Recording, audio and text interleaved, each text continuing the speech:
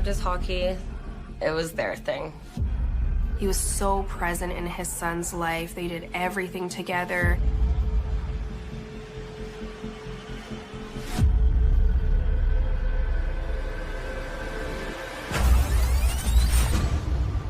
He was meant to take care of kids and give them a second chance.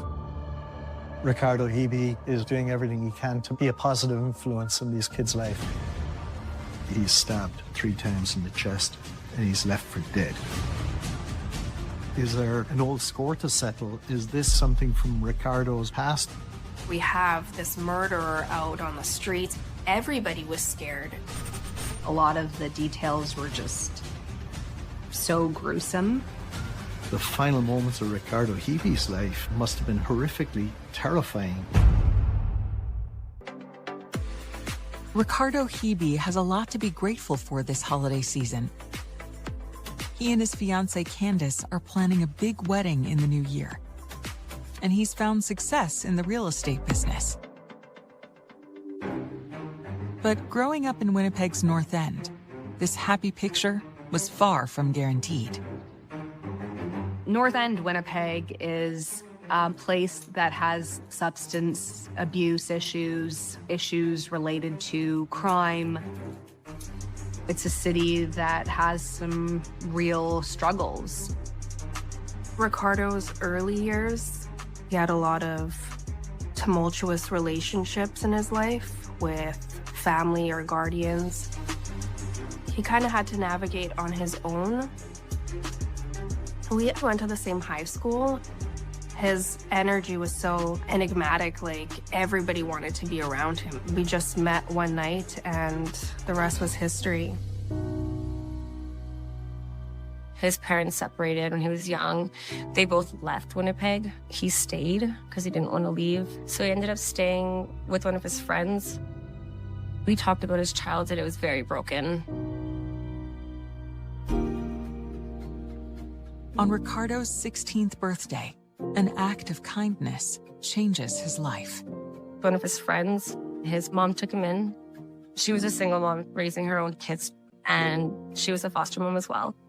She just took him in, supporting him. As long as he went to school, that was the deal. And he kept that deal with her and got good grades. He was actually an honor roll student. He calls her super mom.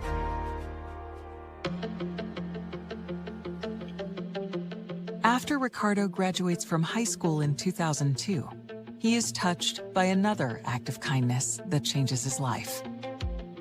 We met through a mutual friend of ours, Sean. I've been doing home renovations and construction for 15 years now. He's like, oh, would you mind if I worked with you? I'm not going to get paid. I just wouldn't mind, somebody teaching me how to do these things. And I said, yeah, absolutely.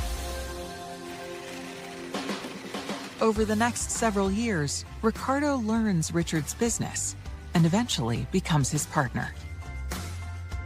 He was successful in real estate. Like, he could have retired probably by the time he was 45 if he would have kept at it.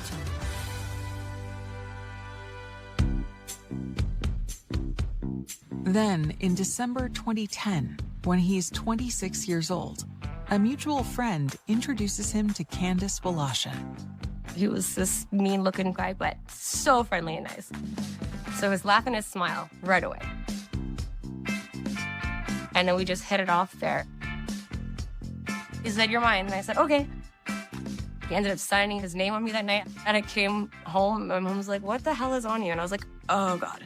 I was like, I found my love. I'm like, he signed me. So we're stuck together now. I was like, I found my forever. And I did. I really did.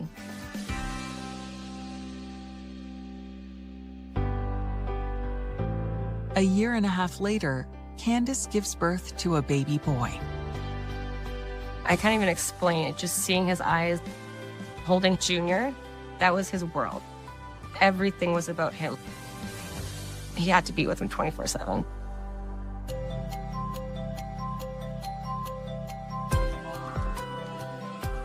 On December 14th, 2014, 2 years after Junior is born, Ricardo asks Candace to marry him. He was really excited to get married. That was kind of the last little bit to solidify their family as a unit.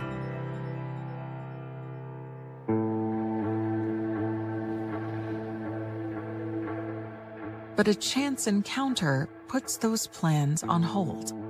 A couple of friends were doing group homework, and I think when he went there, he looked at these youth and he saw part of himself in these kids.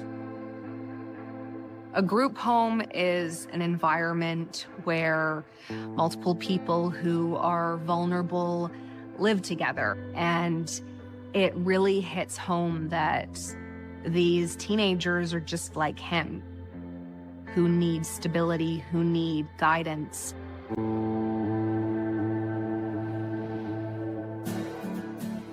Ricardo decides that the best way to repay the acts of kindness that turned his life around is to create his own group home for at-risk teens. He just kind of followed his calling. He was meant to take care of kids and, and give them a second chance. Transforming a property he owns into a group home takes several months and becomes Ricardo's sole focus. He even decides to postpone his wedding so he can fully concentrate on his newfound mission.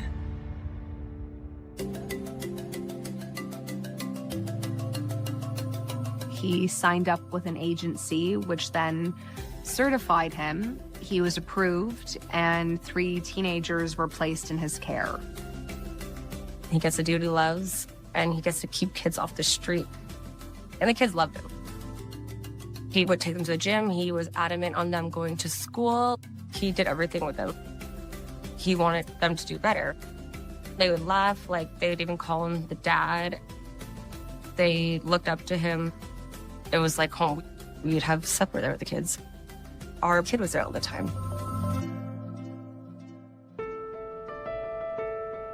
By the winter of 2018, 4 years after he proposed to Candace, Ricardo is ready to plan their long overdue wedding. We planned his wedding party. I was supposed to be the best man in his wedding. He wanted to proceed with it and to get married. As Christmas approaches, Ricardo takes his family out for one of the favorite activities he enjoys sharing with his son. Cheering on the Winnipeg Jets. He loved his hockey. It was their thing. Like every Jets game they'd be watching, screaming. He just wanted him to be, his main thing was hockey. That's what he wanted him to do. It was him and his son at the Jets game. He had season tickets, so he would always go to all the games and bring his son. He was so present in his son's life. They did everything together.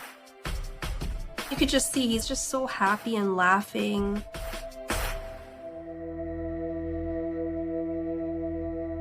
They don't know that this happy night will be their final moments together as a family.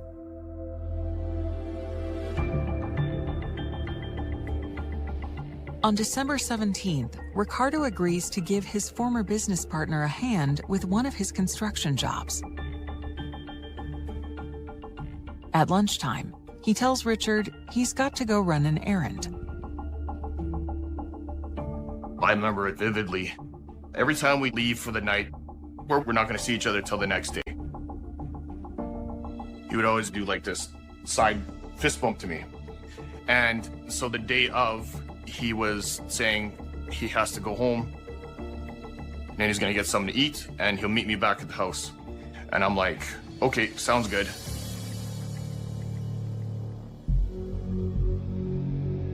And then he did one of those fist bumps. And I remember it was like my brain took a picture of it because I looked over and I seen his hand and I remember like almost taking a picture of my hand touching his hand. I looked at his hand and I pulled my hand back and I was thinking in my head, I'm like, I'm gonna see you in 20 minutes. I just had this intuition that that was the last time I was gonna speak to him.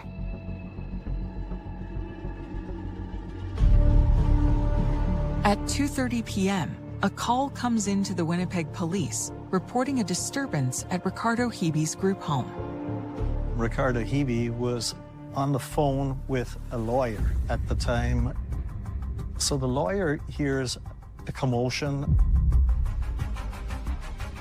knows that there's something wrong. The lawyer calls 911, and patrol units are immediately dispatched to Ricardo's group home.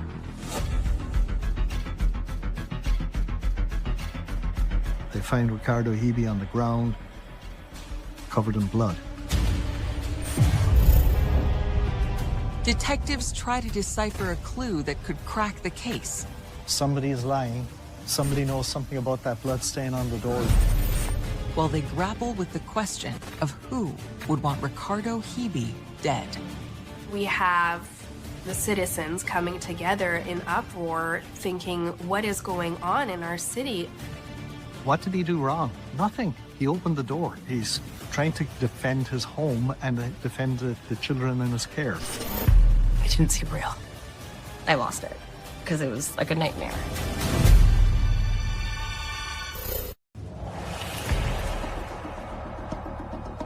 Winnipeg police responding to the group home run by Ricardo Hibi find him critically injured after being attacked and clinging to life. You're looking at a chaotic scene. He's stabbed 3 times in the chest. He's left for dead. He's bleeding out. They're going to do whatever they can to save his life. The paramedics take him to the hospital as quickly as possible.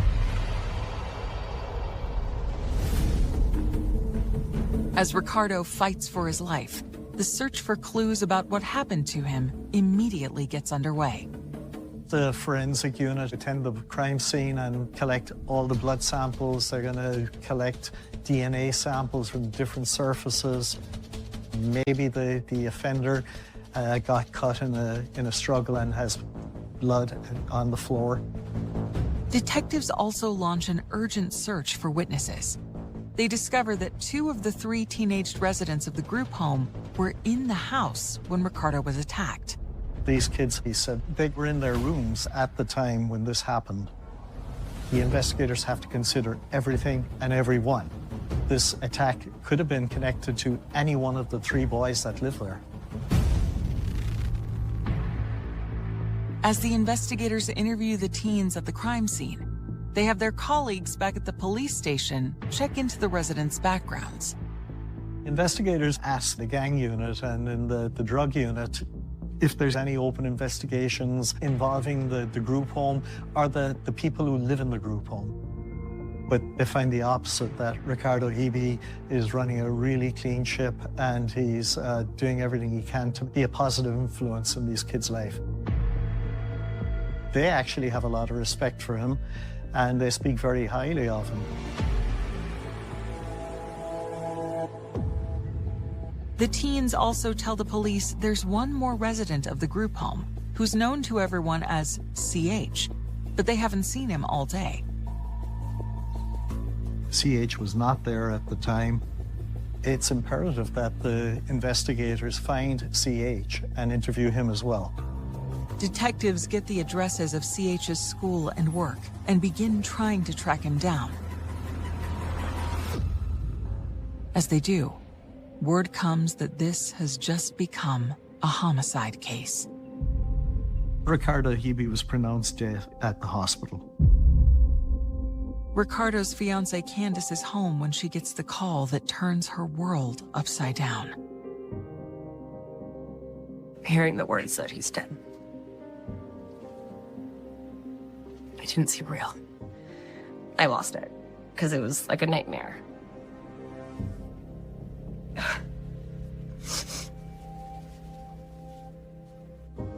I couldn't speak, I couldn't think, I couldn't breathe half the time. I would lay there like begging him to come back. He was my everything. Losing him literally destroyed my life.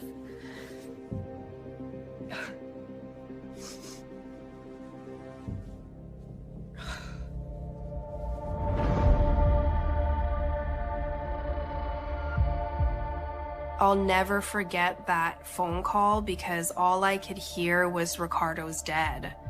And instantly I dropped the phone. I couldn't breathe. I fell down. I was crying. Thank God my husband was carrying our child because I was completely distraught. It was just heart-wrenching. As Ricardo's stunned loved ones try to cope with the terrible news, Winnipeg detectives continue looking for reasons and potential suspects. Why did the suspect do this? Is there an old score to settle? Is this maybe something from Ricardo's way past and somebody has asked this guy to go there and kill him? Who knows? But you can't rule out any of these options. He didn't have any enemies. He didn't have anybody that had a personal vendetta against him. He never screwed somebody over. Investigators examining the crime scene make a major discovery that they hope will shed light on what happened. There's a camera showing the exterior of the residence, so it would show anyone coming up to the door. Police are able to quickly review the surveillance video, and when they do, they learn the camera was an eyewitness to the murder.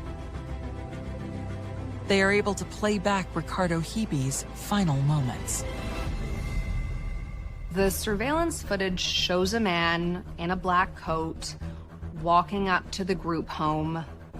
There is a brief interaction. You can't hear what's said, but the man in the black coat pulls out a knife, stabs Ricardo 3 times.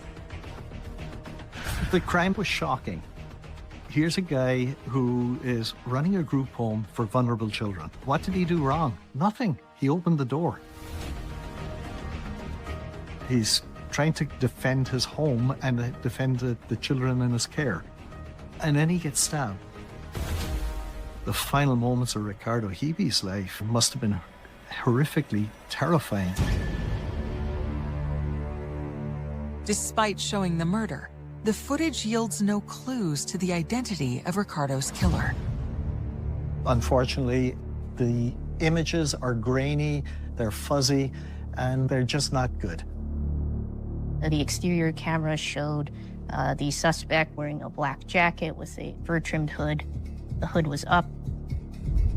The footage shows that Ricardo's attacker approached from the street and never entered the house. The 2 kids who were in the house, they're ruled out at this point. For detectives, it's now more urgent to find the one resident who was not home at the time of the murder, CH. It's imperative that the investigators find CH and interview him. Maybe he knows something that the other kids didn't know. And also to be able to account for his location at the time the offense happened. It's not clear where CH was at the time of Ricardo Hibi's death. Police are just trying to piece together if he's connected to all of this.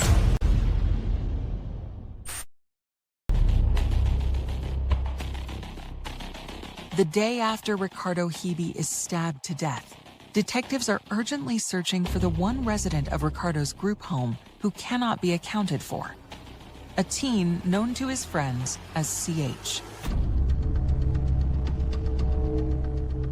At this point, the investigators still haven't tracked down CH. The first obvious place to check would be the school and his place of work. It turns out that he didn't attend either of them on that day, which is a little weird because he was expected to be in school and he was scheduled to be at work, but he didn't show up for either. And there's no account of where he is or where he could be. So they cannot rule him out or rule him in any way at this point.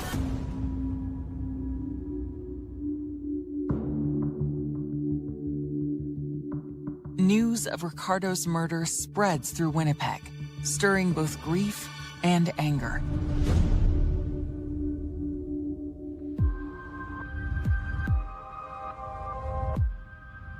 This was quite a high-profile murder in Winnipeg. It affected a lot of people. And the question I kept coming back to was, for what? Why did this happen? There's really no clear answer. I thought it was just so brutal because of the fact that Ricardo was quite a pillar in the north end of Winnipeg. It was just such a sad story. I mean, this man dedicated his life to trying to help young men who were in a similar position to him, so it seemed just so tragic that he would die while doing something good for the community. It just felt very cold and brutal. We have the citizens coming together in uproar, thinking, what is going on in our city? We have this murderer out on the streets. We're all going out in support because we don't want this to die in the media. We want it to be up close and personal with every resident of this city, because this is all of our issue. You know, it was my best friend who lost his life, but it could be my neighbors tomorrow. Everybody was scared. And so I think pushing it in the media was the only way that we were going to get any traction with finding this guy.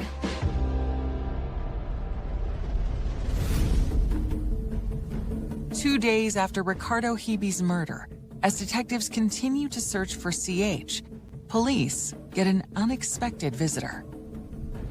On December 19th, CH arrived at police headquarters and tells the officer at the desk that he understands that homicide investigators want to speak to him.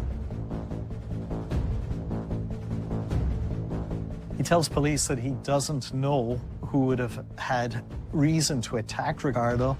He doesn't believe it had anything to do with him. He certainly denies being part of the attack or having any knowledge whatsoever of it. The investigators want to know, where was he at the time of the attack? CH tells the investigators that he was at his girlfriend's house. His alibi is that he spent the whole afternoon with her, and that's why he didn't go to school, and that's why he didn't go to work. He said that he was dealing with some relationship issues, and that's why he hadn't come forward. And he claims that he didn't know anything about the homicide until he had recently heard about it, that police wanted to speak with him.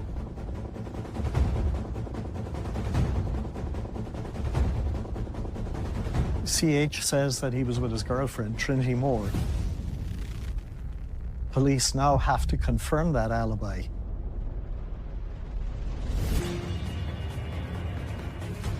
CH gives detectives Trinity's address. They head straight to her house to check his story.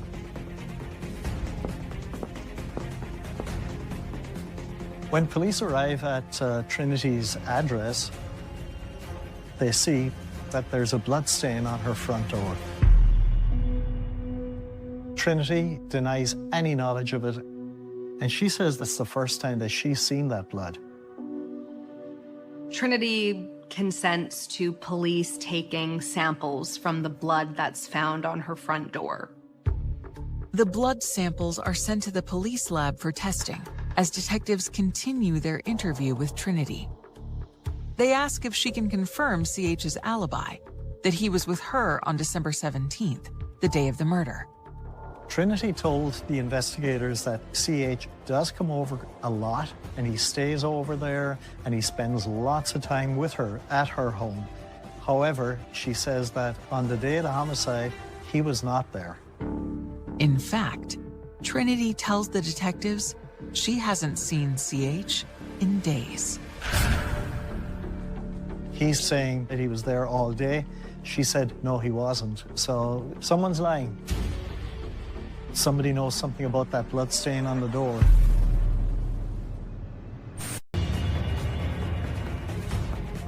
Detectives investigating the stabbing death of Ricardo Hibi believe a teenage resident of Ricardo's group home has lied to them about where he was at the time of the murder. CH says that he was with his girlfriend, Trinity Moore, but she said that she didn't see CH that day. With his alibi in doubt, investigators now wait to see if DNA tests on the blood found on Trinity's door can connect CH to the murder. But they also have some follow-up questions for him. This time, CH is easier to locate. They find him standing outside the group home where he lives. CH tells them that Trinity is mistaken. And he said that sometimes she takes medication and she forgets things, but he's actually angry that she says that he wasn't there because he is adamant that he was there. His alibi is very shaky, but there is no physical evidence to tie him to the scene. At this point, there is certainly not enough evidence to charge CH with anything. 4 days after Ricardo's murder, just 4 days before Christmas, the DNA test results from the blood stains on Trinity's door come in.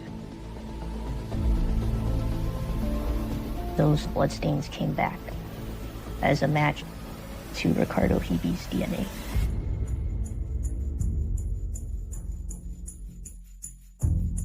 It is not contaminated with anybody else's DNA. It is Ricardo Hibi's DNA, and it is definitely something that happened after his attack.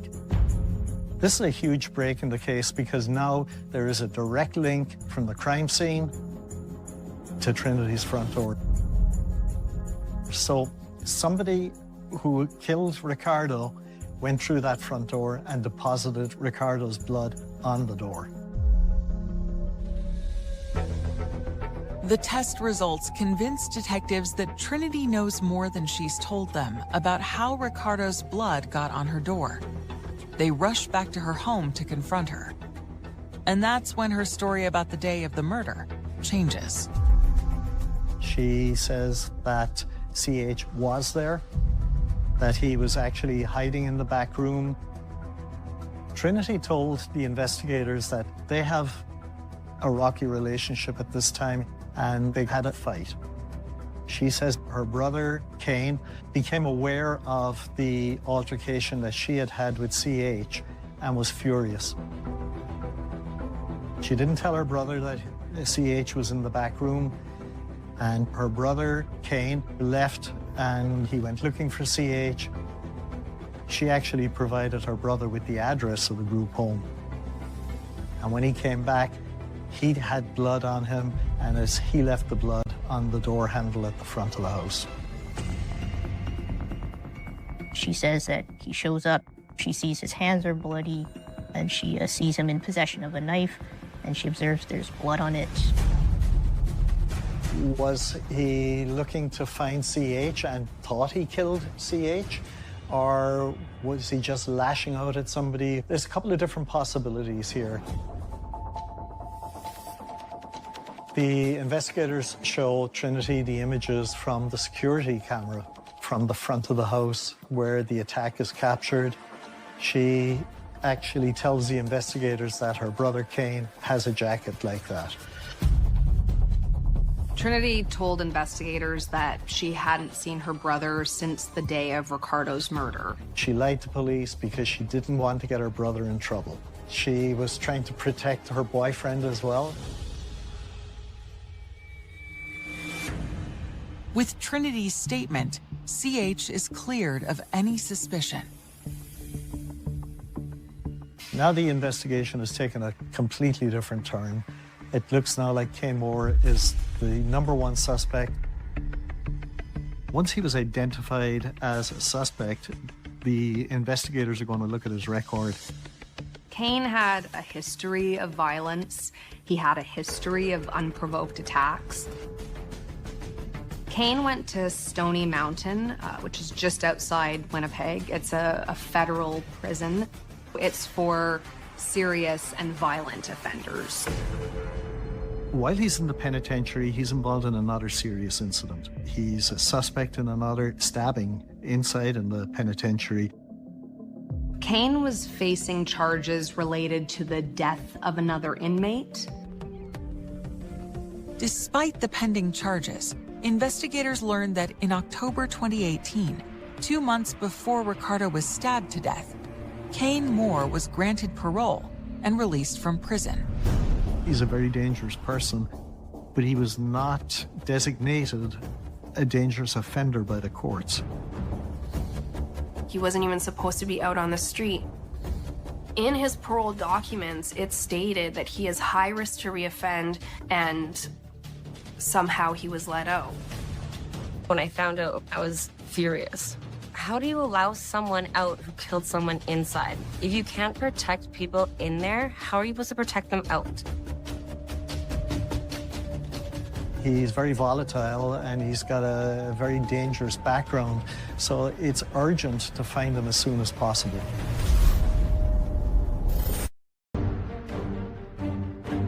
Winnipeg detectives are on the hunt for 21-year-old Kane Moore, the prime suspect in the murder of Ricardo Hibi.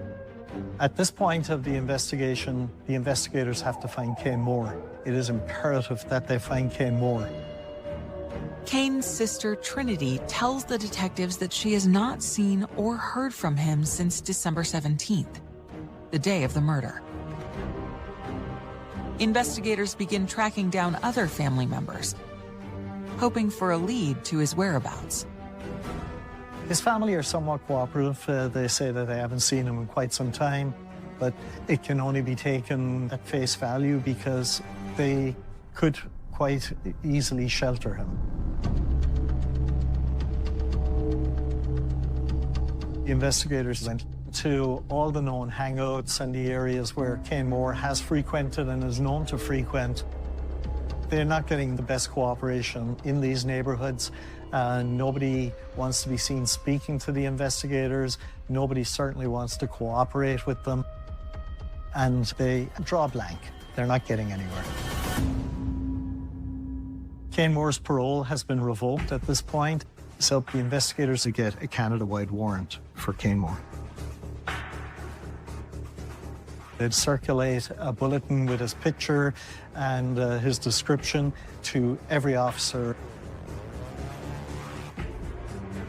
After 2 weeks of an intensive search that began just before Christmas, police still have no sightings of Kane. Nobody knows where he is. It looks like he's gone to ground and nobody can find him. He's on the run.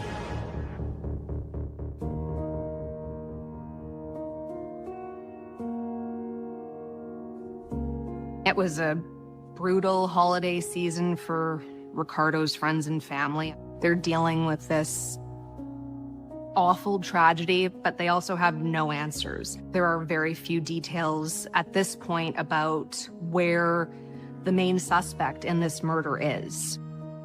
It took a huge toll on me, physically, mentally. I wasn't eating, I wasn't sleeping from the stress of it. That just completely shattered everybody. It's unexplainable. My brain was numb. I just was trying to, soak in the shock.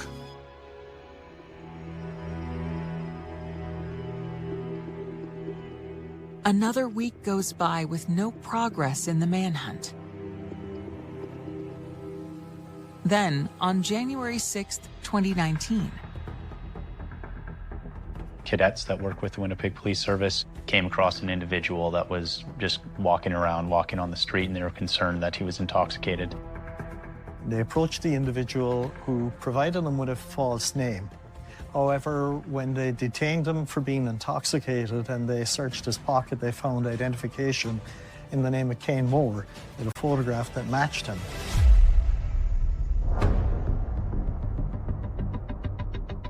Once cadets clue in and realize that they have the main suspect in Ricardo Hibi's murder, they call detectives immediately.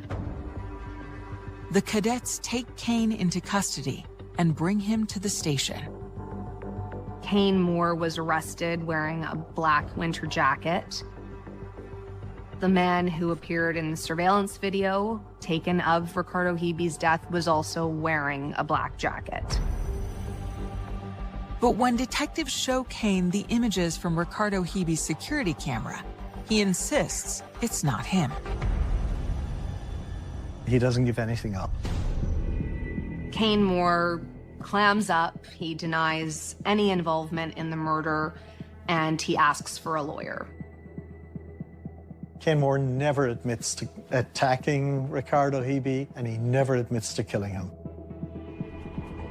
But when investigators examine the jacket Kane was wearing when he was arrested, they make a critical discovery.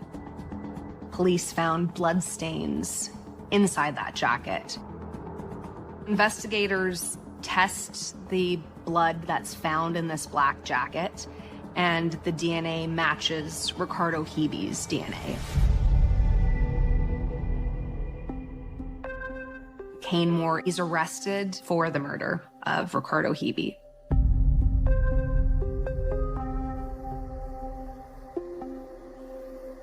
There's a lot of inexplicable killings that occur, but in this case, even though there was no clear motive, there is enough evidence to suggest that Mr. Moore was upset with CH.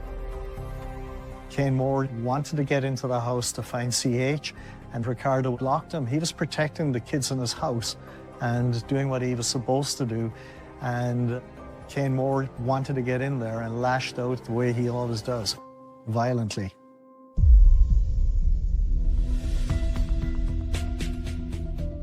Kane Moore is charged with 1 count of second-degree murder. Ricardo Hibi's loved ones are shocked to find out he was killed by a stranger. Kane Moore, he's never been around us. We never had him at the house. Like, we had no idea who he was. The news kind of came out that it was just some random guy. I was angry. We'll ever sit down and have a conversation if this guy asked me for forgiveness. I don't think I could do that.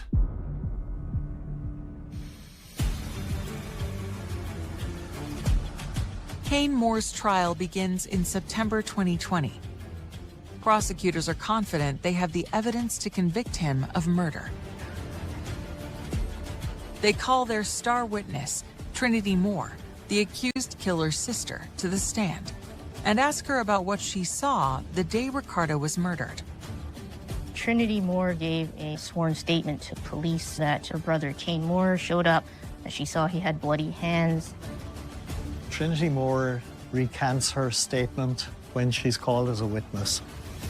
She tells a completely different story. When Trinity Moore changed her story, now there's the possibility of an acquittal.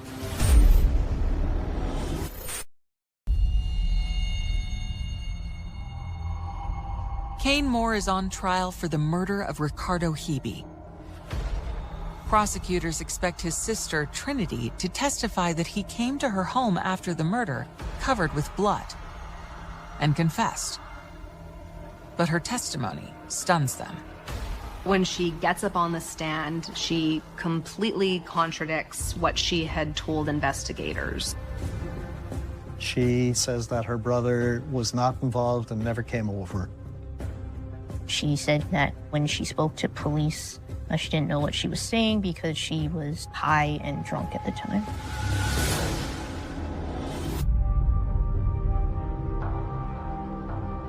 When Trinity made the 180 turn on her story, it throws a wrench in the prosecution's case. But even without Trinity's testimony, prosecutors can make their case to the jury solely based on the physical evidence. That black coat that Kane Moore was arrested wearing wound up being a central piece of evidence. There was video surveillance and forensic DNA evidence. We played the surveillance videos that show the individual approaching the residence, and we showed the actual stabbing. We also showed Kane Moore leaving the house. The video surveillance and the forensic DNA evidence links him to that house. Candace was there every single day. She seemed extremely strong given the circumstances, but when that surveillance video was played in court, she left sobbing, but she was there start to finish. I don't really know how she did it because a lot of the details were just so gruesome.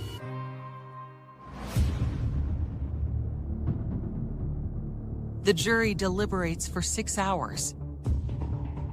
And on September 24th, 2020, reaches its verdict. He was convicted of second-degree murder. He's got a life sentence with no chance of parole for 15 years.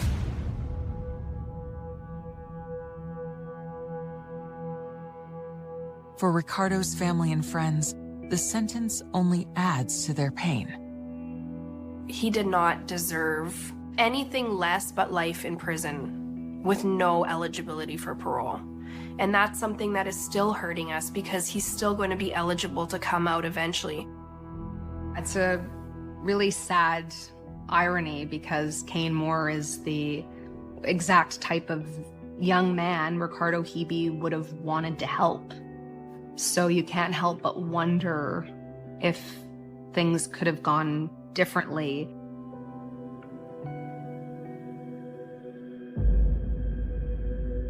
That didn't need to end up like that.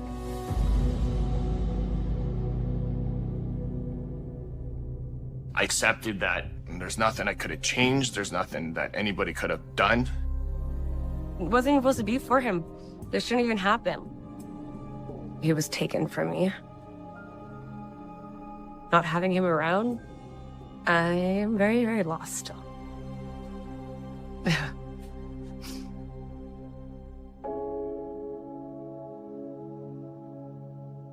Despite the pain they live with every day, Ricardo's loved ones try to stay strong and keep Ricardo's memory alive, especially for his son, Junior. Everybody dealt with it in their own way.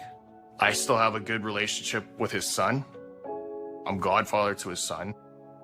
I've made him a promise when he was alive, and I'm just fulfilling that promise to look after his son. I want people to know that his heart was there. He wanted the best for these kids. It's just, everyone knows his legacy was left. And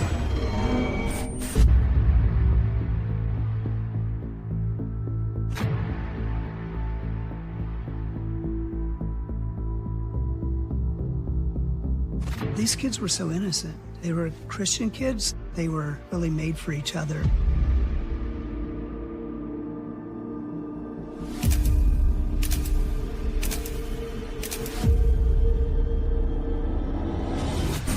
The state park ranger goes over the beach and sees what looks to be two people in a sleeping bag.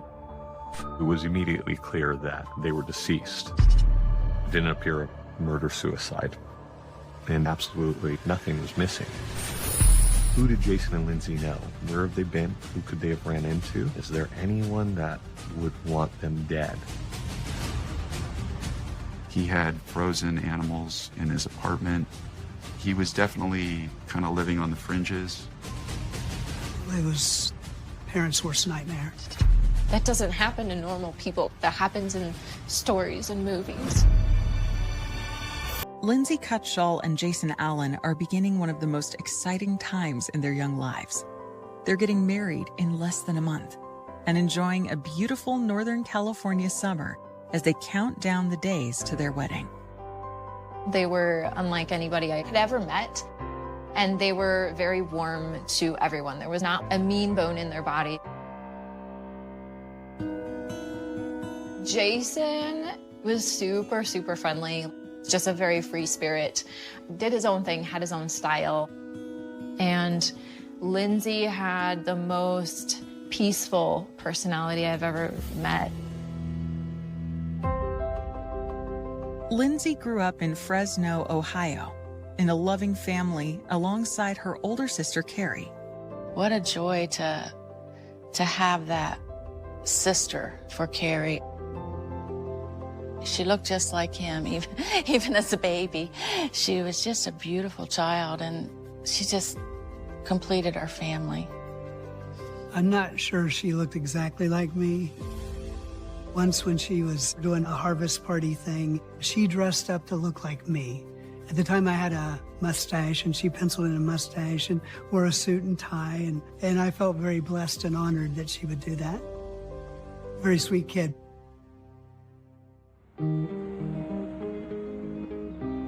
They went to public school up to a certain grade, and then we homeschooled. Her social life was here at church. Our church was kind of the center of not only our lives, but our girls as well. We really emphasized being a spiritual family, and that's exactly what we are. When she was a little girl, she told her mother and I that she'd like to be a missionary, and we were really pleased and proud of her for that.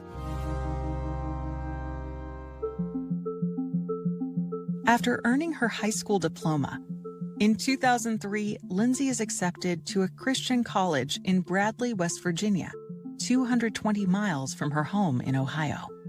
Her older sister went to Appalachian Bible College, and so that's where Lindsay decided to go. She was really involved in the outdoor life ministry they had there. The school's outdoor ministry combines nature activities like whitewater rafting with religious instruction. She really was good at counseling young kids and leading them and showing them Christ. During her first semester of college, Lindsay has an unexpected, life-changing moment when she meets 26-year-old Jason Allen. He had graduated and went back down to be a whitewater rafting guide, and that's when they got together. Jason is from West Michigan and shares Lindsay's passion for spiritual outreach through the great outdoors. He came from a great family, and he grew up in a wonderful home. Jason told his parents when he was just a little guy that he felt called to be a missionary. I believe that God brought them together for that very purpose. These kids were so innocent, you know. They were Christian kids. They were really made for each other. Just 5 months later, in February 2004, Jason approaches Lindsay's parents about taking his relationship with their daughter to the next level. Jason came to talk to me while we were sitting in our living room. And then he said, "I am so nervous." And so he actually asked for Lindsay's hand in marriage, and I said yes. And they were just a puzzle piece that fit together.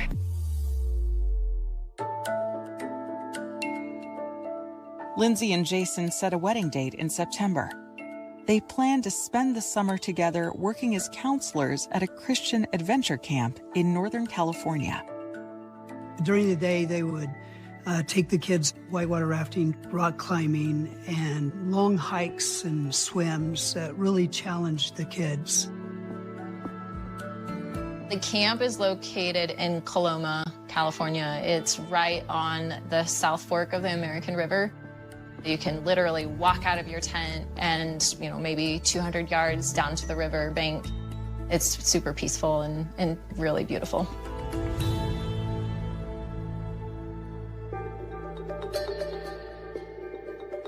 On the 1st of June, 2004, Lindsay and Jason load their car for the drive from Ohio to California. The last time we physically saw her, she was a little nervous. And I remember seeing her walk off, and it was kind of like some of these things you look back now on. It's almost like you had an inkling. It's really weird, I don't know. The female intuition type thing.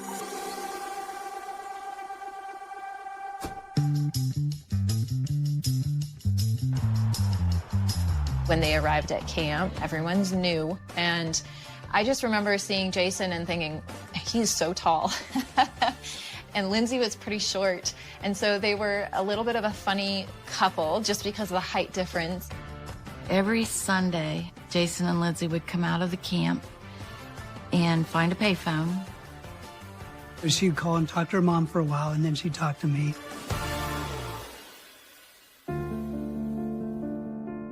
On Friday, August 13th, as their exhilarating summer begins to wind down, Lindsay and Jason plan one last adventure. They head out for a 2.5-hour road trip to San Francisco. Everybody had the weekends off. That last week, their plans were to go out to see the Golden Gate Bridge and camp and get away because it was the last weekend and they wanted to spend some alone time together as a couple. Sunday early evening, you would be expected back to camp around 4 or 5 o'clock because that was when we prepped for the week. That Sunday evening, the couple doesn't return to the camp. They took work serious. So when they didn't show up, first it was like, this is weird. What's going on? But nobody jumped to any kind of crazy conclusions. They thought, oh, well, maybe they got stuck in traffic, or maybe their car broke down because they drove a really old car. When Lindsay fails to make her weekly call home, her parents grow concerned. We were nervous when the phone call didn't come because she never missed a Sunday. When Monday rolled around, the concern was growing because we were thinking, okay, well, if their car did break down, I'm sure they would call us by now. But nobody knew where they were. And that's the moment where you go to that dark place of thinking the worst.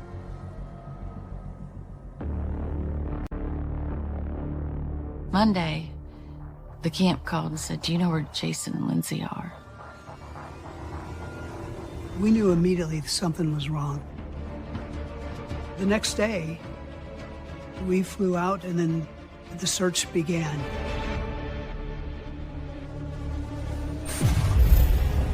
Investigators discover a window into Jason and Lindsay's final moments.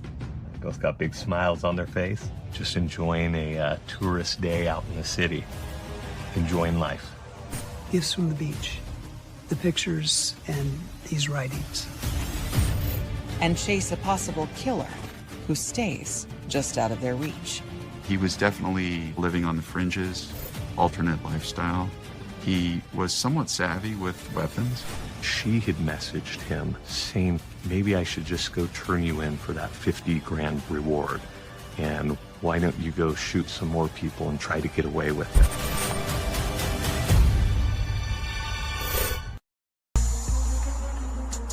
It's been 3 days since anyone has seen Lindsay Cutshall and Jason Allen. Lindsay's worried parents fly from Ohio to California, where the couple were working as camp counselors. We went directly to the sheriff's station and talked to the sheriff deputy.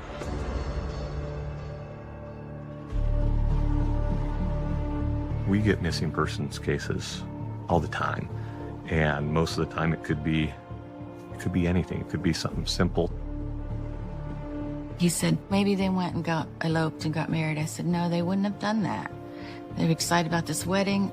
They're serious about this job. That just wouldn't have happened. Deputies tagged the license plate of Lindsay's red car as missing in the DMV database. Kathy and Chris next head to the Rock and Water camp, where Lindsay and Jason's fellow counselors, wondering if the couple returned early and ran into some kind of trouble, have already started their own search in the area. They're all outdoor adventure type people, so they knew the places where they could possibly have fallen and gotten hurt.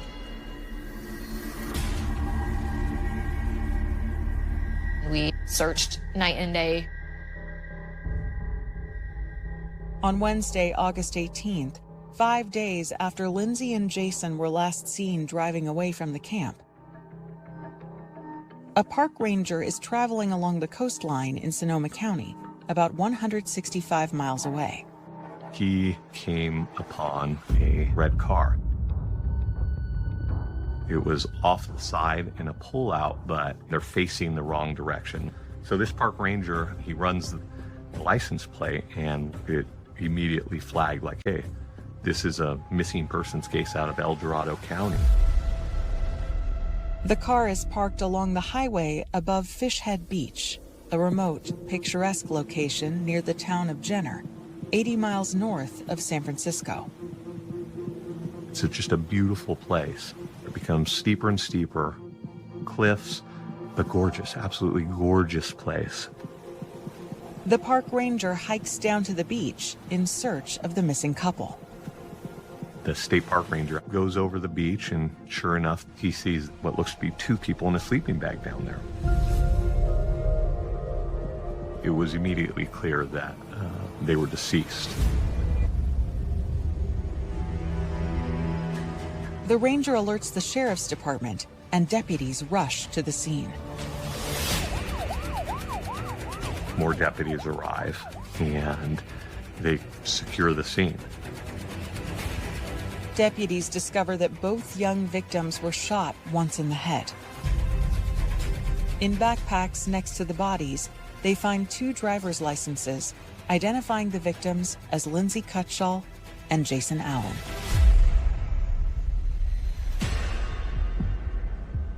It wasn't immediately clear what exactly happened. There's no weapons here, so it didn't appear a murder-suicide. Absolutely nothing was missing, so it doesn't appear that it was a robbery. There was no sign of any type of sexual assault. Investigators look for anything that might yield a DNA sample that could be traced to a suspect.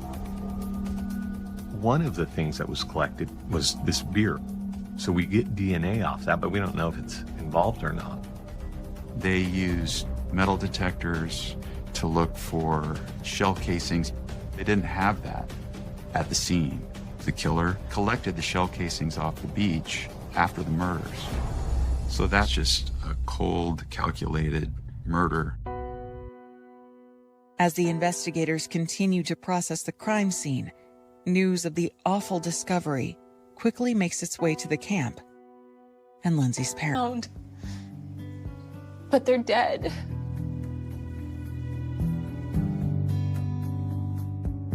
I remember thinking, this isn't true. This can't be true. That can't be my friends. That doesn't happen to normal people. That happens in stories and movies.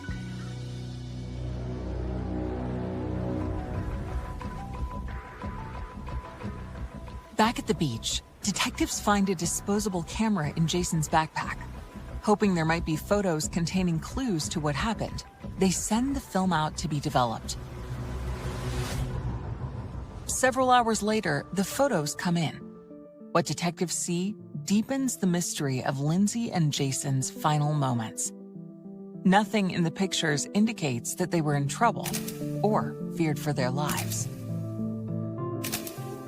As horrible as it is, how cool. Because there's photos of them. You see the San Francisco skyline in the background. They both got big smiles on their face. Just enjoying a tourist day out in the city. Enjoying life.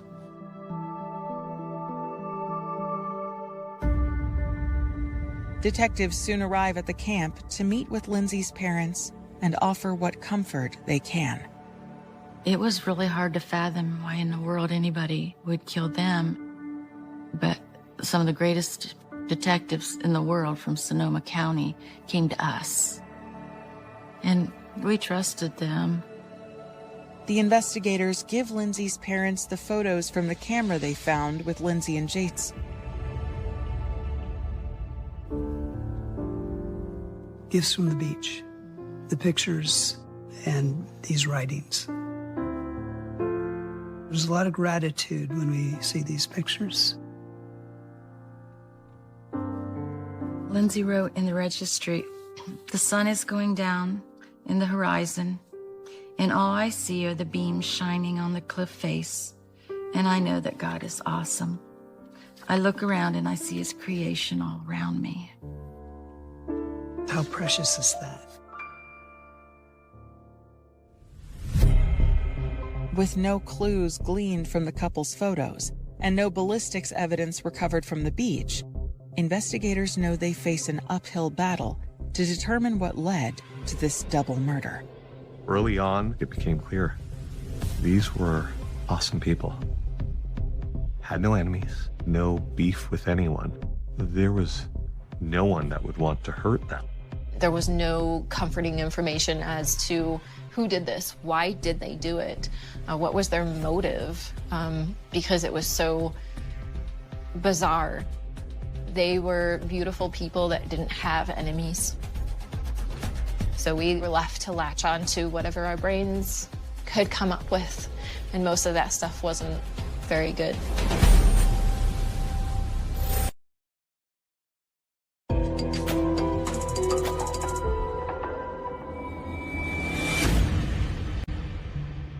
Sonoma County detectives investigating the murders of Lindsay Cutshall and Jason Allen can find no immediate explanation for why the couple was shot to death on an isolated beach, and nothing pointing to a suspect.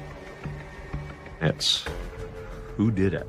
And you start looking into, okay, who did Jason and Lindsay know? Where have they been? Who could they have ran into? Do they have friends around here? Who could it be? Is there anyone that would want them dead?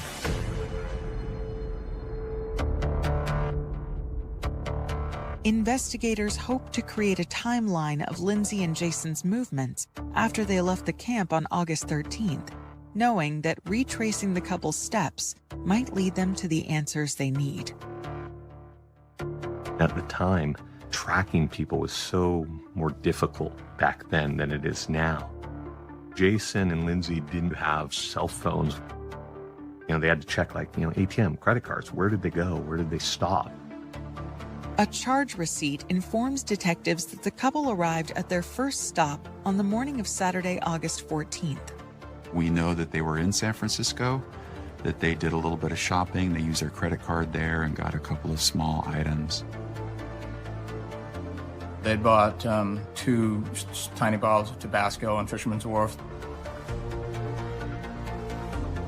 They were there having fun, tourists in San Francisco. Detectives contact the store, but the owner doesn't remember Lindsay or Jason and doesn't have any security cameras. They leave San Francisco, we believe, sometime early on Saturday.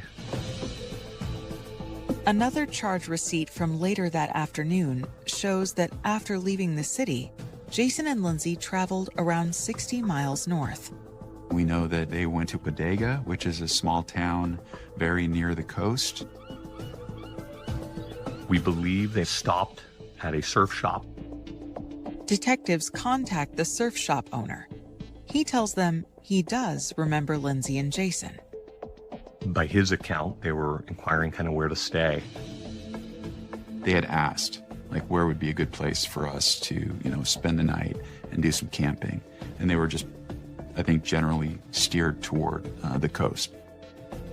After that, it's a little blurry, but we know that they ended up the coast, on the beach.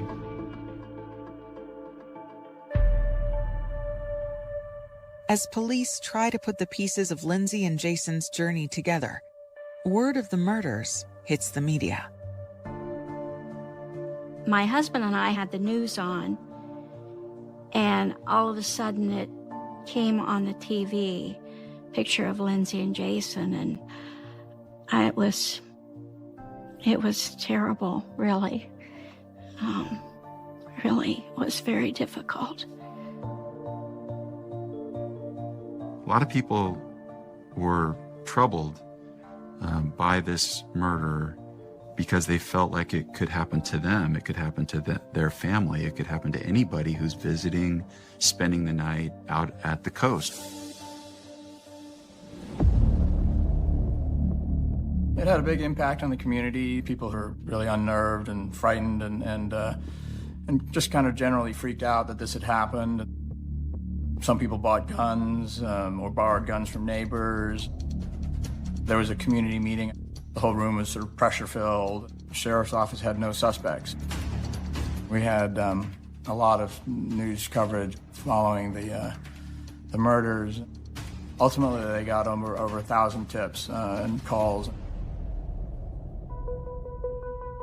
One in particular catches the investigators' attention. On Saturday, August 21st, a woman calls the Sonoma County Sheriff's Department and urges them to look into a man with a criminal record who frequents the Jenner area. Sean Gallen, he was a known person. He had fish and game violations.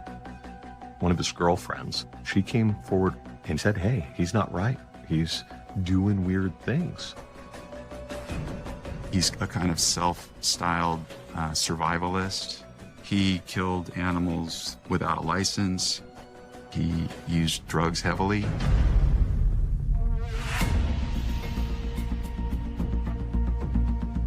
Although Sean Gallen only has minor charges on his police record, it's the best potential lead detectives have. They rush to his home in Guerneville, 20 minutes inland from the beach in Jenner. They questioned him about those murders, and he denied any involvement in the Jenner murders. He was adamant. Denied it. Wasn't him. At that time, they searched his apartment. They found guns, ammunition, Kevlar vest, a spear. We had our thoughts, our suspicions. There was a hope that there would be some way to link him to the Jenner murders.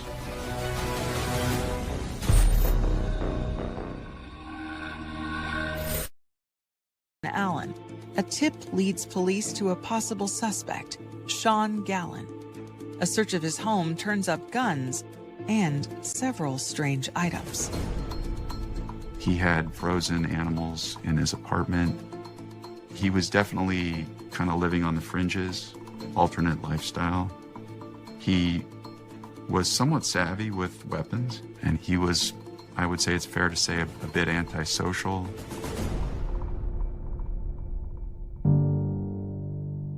But with no ballistics evidence recovered from the murder scene, Sean's guns cannot be connected to the murders, and nothing else found in his apartment ties him to the crime, despite investigators' suspicions.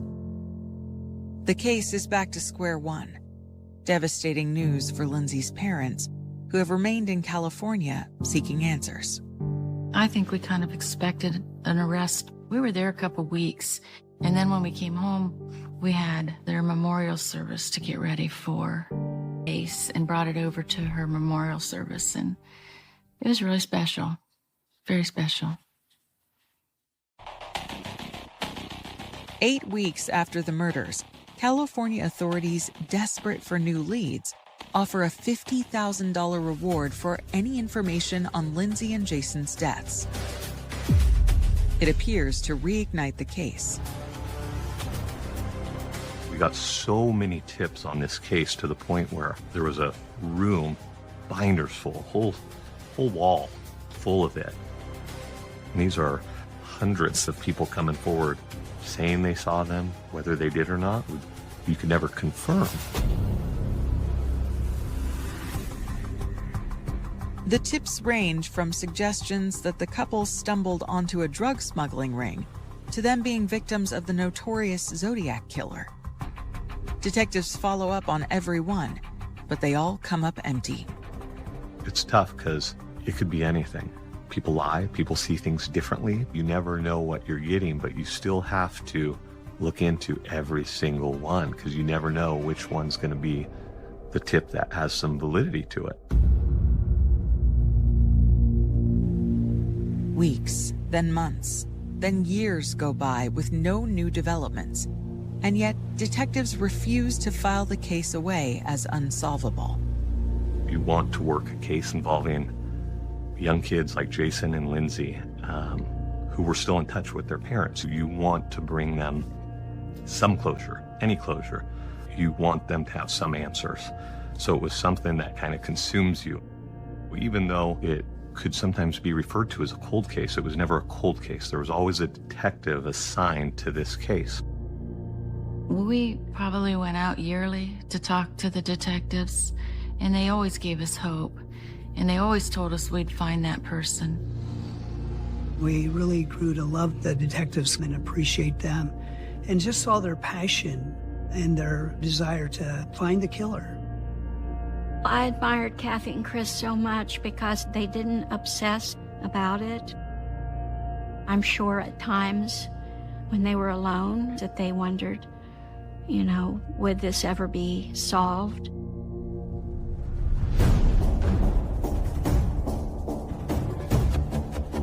After 5 years, Chris and Kathy Cutshall get a glimmer of hope that they will finally get some answers. There was a man who had been a fugitive, the main suspect in a 1972 killing on an island near Vancouver or in British Columbia. It was a similar kind of killing, 2 young people on a beach who shot in the head. After those murders, the suspect, Joseph Burgess, had vanished. What happened in summer of 2009 was that this man turned up. He got in a shootout with sheriff's deputies in New Mexico and was killed in that shootout, along with the deputy that he shot. Although the 2 homicides occurred 40 years apart, since Burgess had made his way to the U.S., detectives pursue a possible connection. They had his DNA, and so we tested that DNA. And it didn't match with what we had.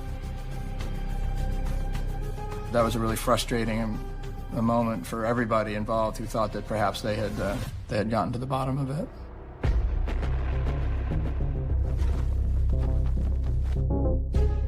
Once again, the case threatens to go cold.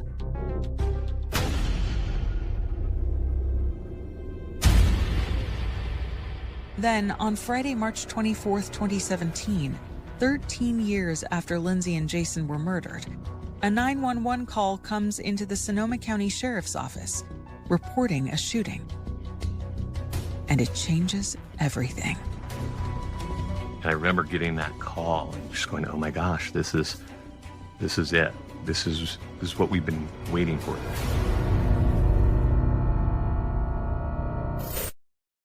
2017. The Sonoma County, California Sheriff's Office receives an urgent call about a shooting at the Gallon family home. When detectives arrive, they discover 36-year-old Seamus Gallon has been shot to death.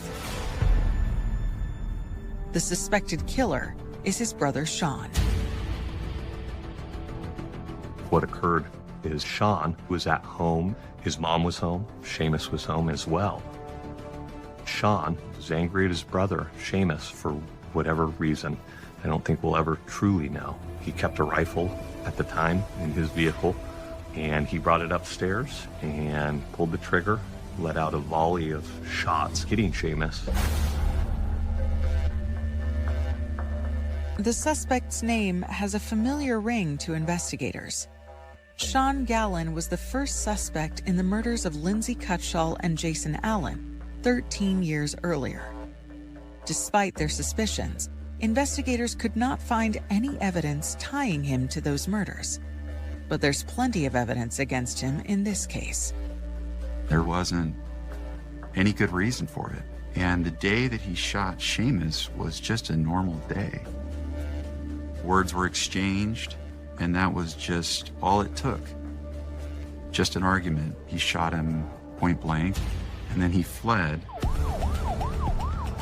They were able to track him down. There was a short chase. He was caught.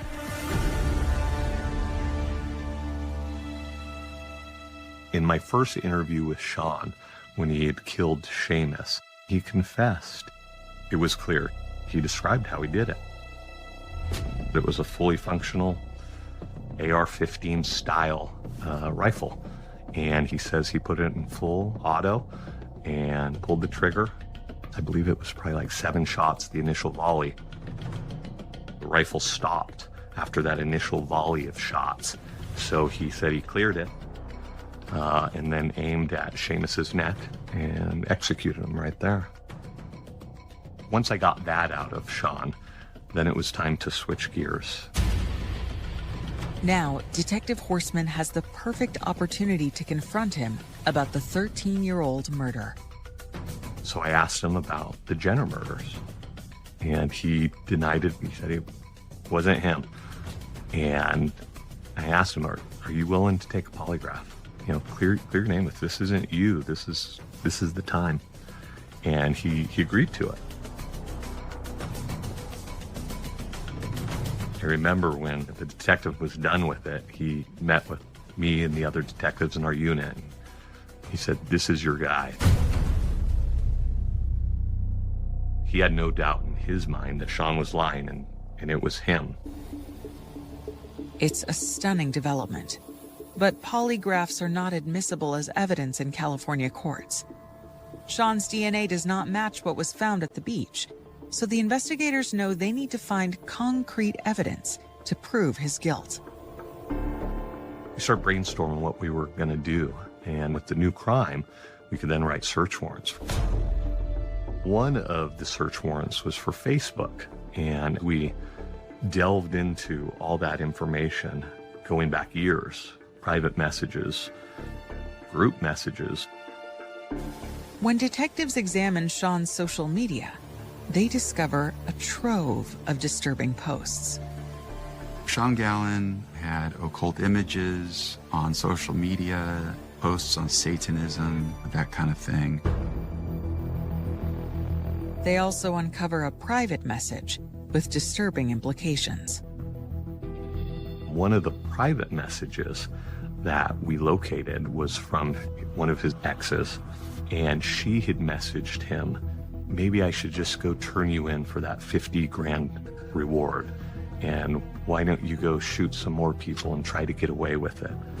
And at the time, there was only one case here in Sonoma County that had a 50 grand reward, and that was this case. So that stood out. Like, this girl, he told her, she knows, she's threatening this is our guy.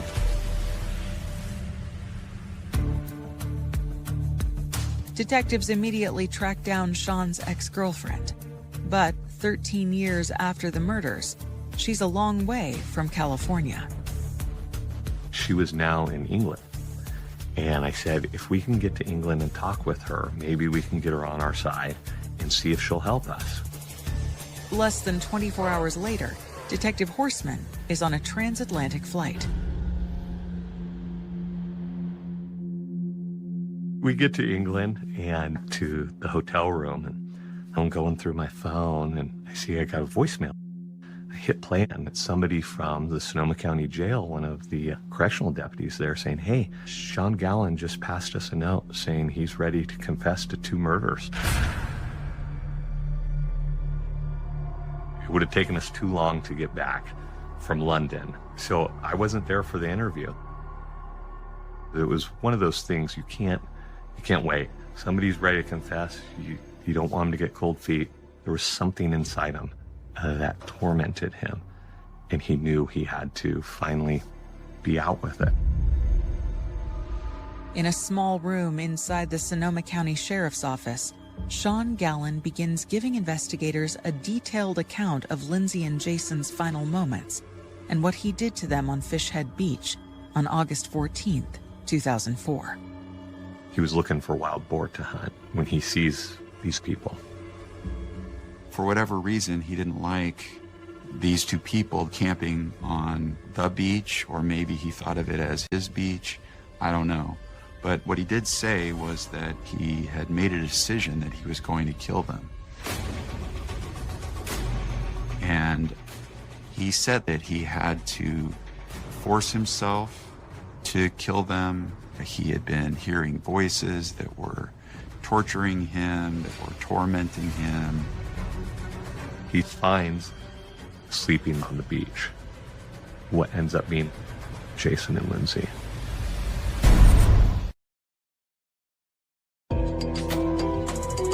Were shot to death on an isolated California beach. Sean Gallen is finally confessing to the murders.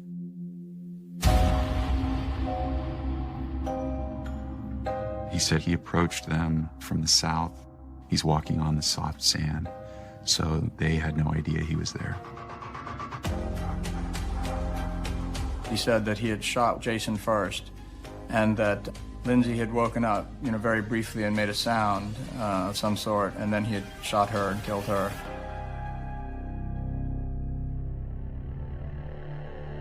He said that after that, he collected the casings. He claims to have hung around them for a little bit of time, and ultimately he leaves. These victims never knew or met Sean Gallen. They hadn't done anything to him. they didn't have anything that he wanted. It's just utterly inexplicable. The only explanation that I can offer is that Sean Gallen just enjoys the act of killing.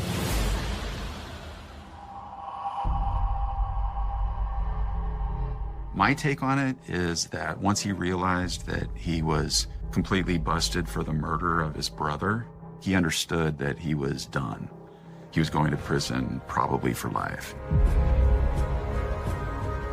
When he confessed to the murders, we wanted to make sure that it wasn't a false confession. He told them that he had put shell casings from the murder weapon into a soda can and tossed it into some blackberry bushes near what had been Sean Gallen's father's house.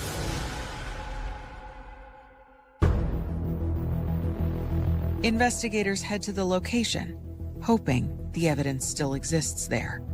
They found this soda can from more than a decade before that had these shell casings that completely corroborated what he had told them. We also charged him with felon in possession of a firearm, possession of ammunition, charges that would put him in prison for life.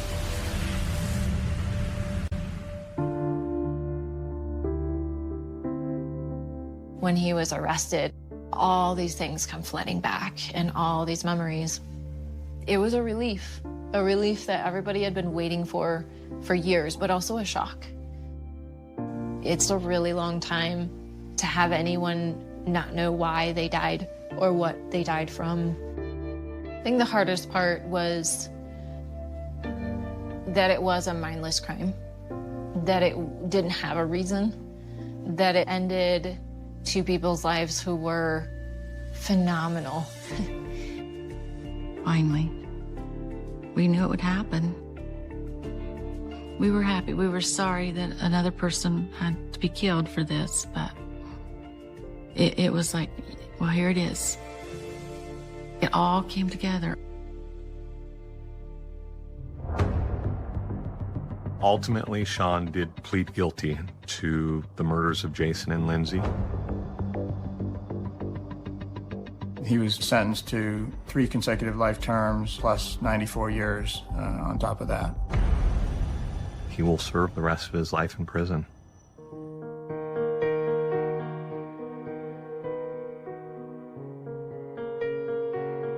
I miss the spontaneity that they had, that they were up for anything at any time.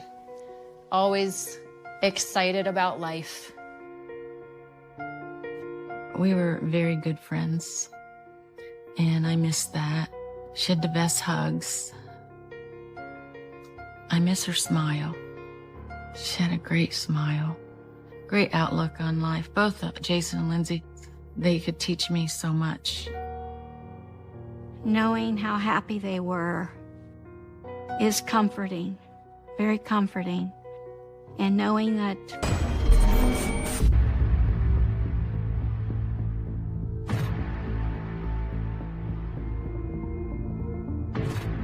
we were supposed to go out to eat. So she goes, let's do it after New Year's because we don't want to be outside with these clowns when they're acting up during New Year's.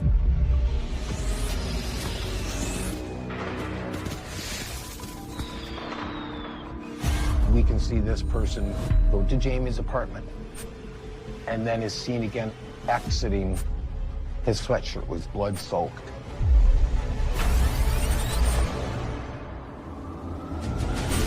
It looked like a pretty brutal fight had taken place in that bedroom. How could this have happened? They didn't have any answers for me. We thought it was unlikely that it was a random act of violence. We pull up Jamie's Facebook and see if she's friends with this guy. And she was. You wonder what his mindset is. What's he capable of? 28-year-old Jamie Wounded Arrow is looking forward to an exciting new year. She's got a new home and big plans. She had gotten her own apartment. She had gotten this job, and she loved it. She was proud of the fact that she did all of this stuff on her own. It kind of gave her that confidence, like, I can do this. Now I wonder how much more I can do.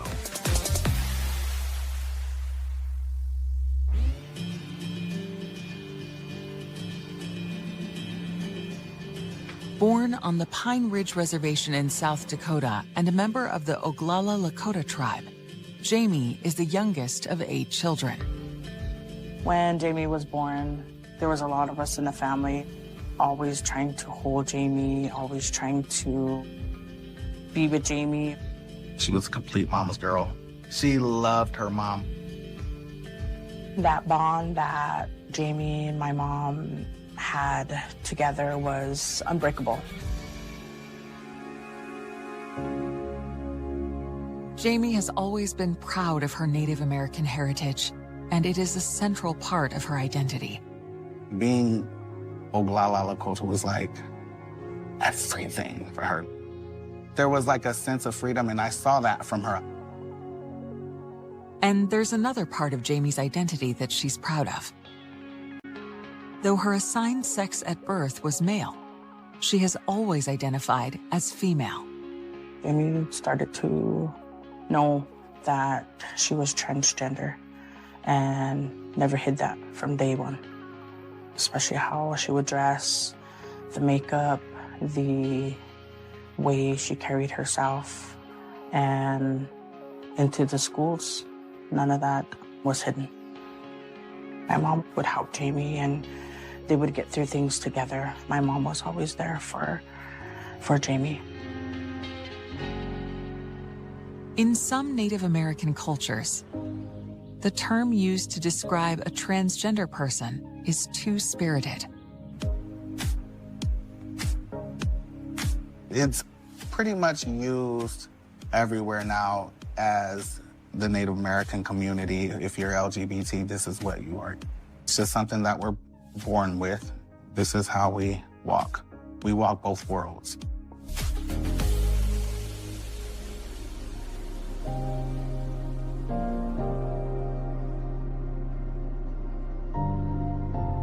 While Jamie was accepted by her own family, others on the reservation weren't as open-minded. Jamie had a heavy weight on her due to being transgender. The negativity that was going around and what Jamie had to go against. She used to tell us stories about how she was picked on, and she really didn't seem like she could be herself. In high school, the emotional toll drives Jamie to drug and alcohol abuse. There were some struggles that Jamie had, and those are the things that I think Jamie used as a coping mechanism for that. But as time went on, Jamie started to find herself in a positive way. Watching out for each other.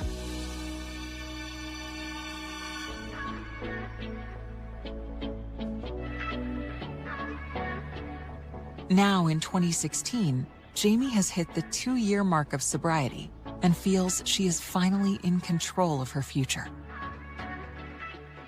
She lands her dream job as a telemarketer, where she gets to connect with people from all walks of life.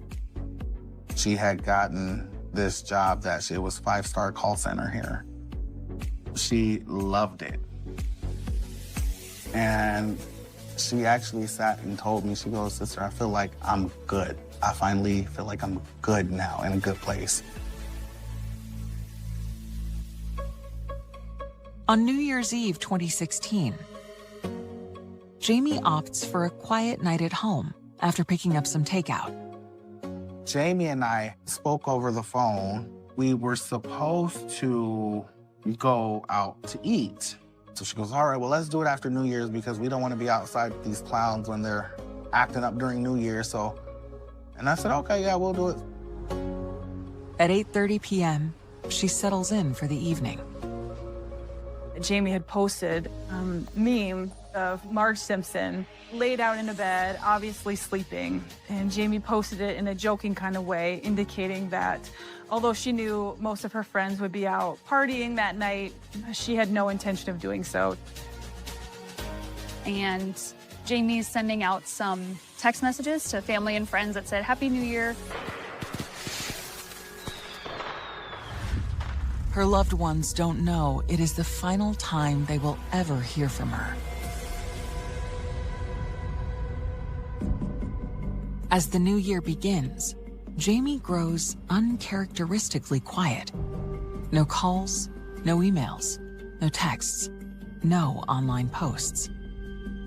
When Jamie initially stopped communicating using her cell phone, her friends didn't reach out to law enforcement initially, perhaps out of a desire to give their friends some privacy.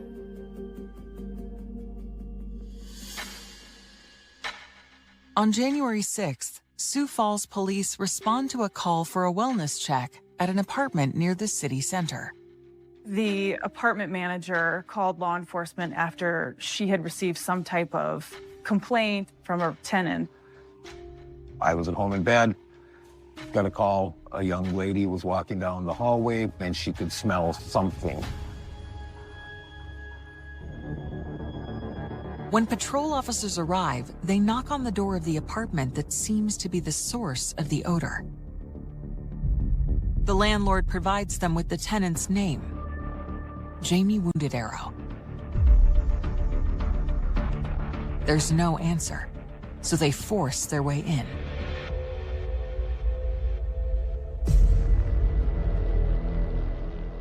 Nothing seemed to be in disarray in either the living room or the kitchen, but that was a different story once you entered the bedroom.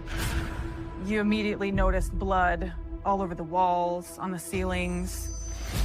There were smear marks. The bedding was all over the place and full of blood. The floor was full of blood.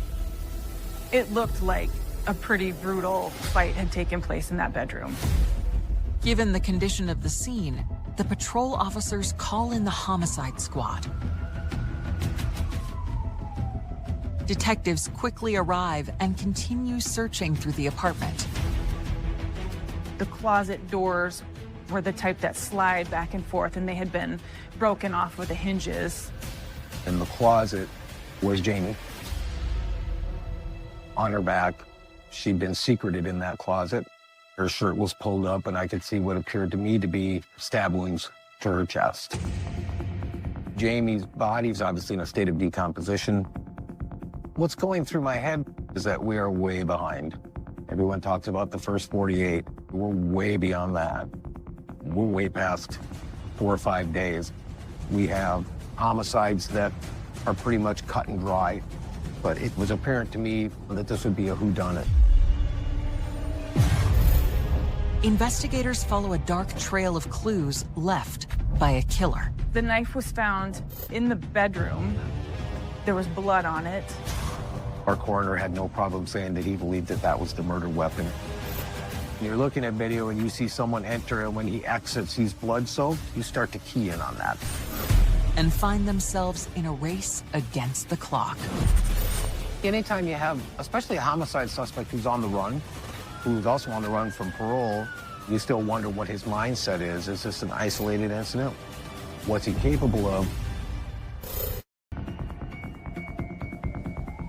Sioux Falls police have discovered the body of Jamie Wounded Arrow, stabbed to death in a closet in her apartment. They believe she has been dead for several days. The body is speaking to you, and it's saying a lot. I had some questions in regards to how Jamie's shirt was when she was stabbed. We pulled her shirt back down, and we could match the stab wounds on her chest to the rips in the fabric. So that helps to tell the story that her shirt was down when she was attacked. I believe he just attempted to secret her in the closet. When he pulls her by the shirt to get her in the closet, the shirt comes up around her neck. As they wait for the coroner to arrive, detectives turn to the rest of Jamie's apartment, searching for any clues. So in this crime scene, you're looking for things that are there, and more importantly, things that aren't there. Her phone isn't there. There's no purse there. It's apparent that somebody has left with these things. Although these items are missing, detectives don't see any signs of a break-in. As they continue to scour her apartment, they discover what they believe could be the murder weapon. The knife was found in the bedroom. There was blood on it. Jamie's body sustained 7 stab wounds, all of which were consistent with a 3.5 to 4-inch blade of a kitchen knife. That knife was bagged, sent into the lab for forensic testing. Our coroner had no problem saying that he believed that that was the murder weapon. With a killer on the loose, investigators know they must move quickly. Jamie's phone was missing. Obviously, that becomes a major focus with some of the investigators that I've tasked to find her phone. So there are subpoenas being written, search warrants, everything we can do possible to find the phone. The other huge thing in today's day and age is video. Jamie's apartment complex had surveillance cameras stationed at various locations on the property, near the entrances and exits to the buildings themselves. You're literally praying that these cameras are functional. So there's phone calls being made to management to have them save and preserve all that videotape.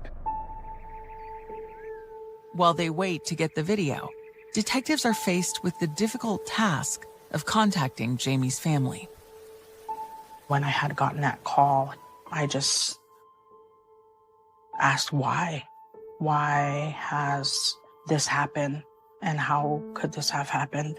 They didn't have any answers for me. Then I let my mom know. And that was hard to relay that information to her because she had dementia. It brought tears to our eyes because it was devastating. It was unreal. It was heartbreaking.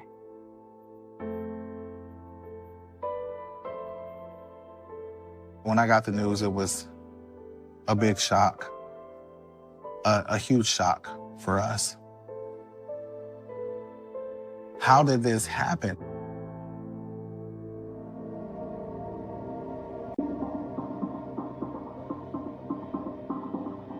News of the murder of a Native American transgender woman brutally stabbed in her own home quickly spreads. It's unusual. It is still headline news when a murder happens in Sioux Falls. So the fact that it happened on New Year's Eve to a member of the trans community was a really big deal. They wanted to make sure a killer was brought to justice. In search of answers, detectives begin questioning Jamie's neighbors. It was a huge apartment complex. I'd say probably 1,000 people living there.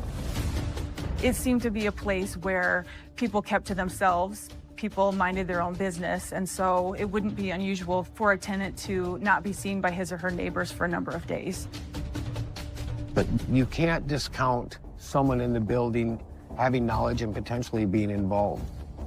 So we talked to all of them just to find if they were witnesses, and the canvas ended up revealing really nothing. Nobody heard anything. Detectives also look for clues in Jamie's cell phone records and activity on social media. It ends with her post at 11:08 p.m. on New Year's Eve. There was nothing there. This is the last communication she has. There is no usage of her phone, no private messages or DMs.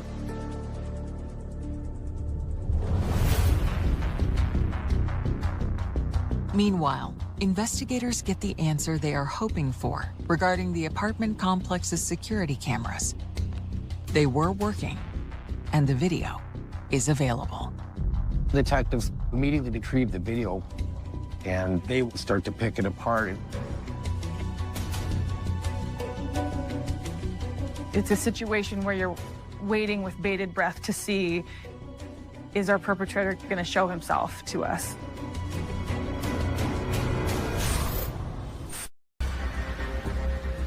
Sioux Falls detectives are pouring through security footage from Jamie Wounded Arrow's apartment complex frame by frame, hoping to find clues about what happened in her final moments.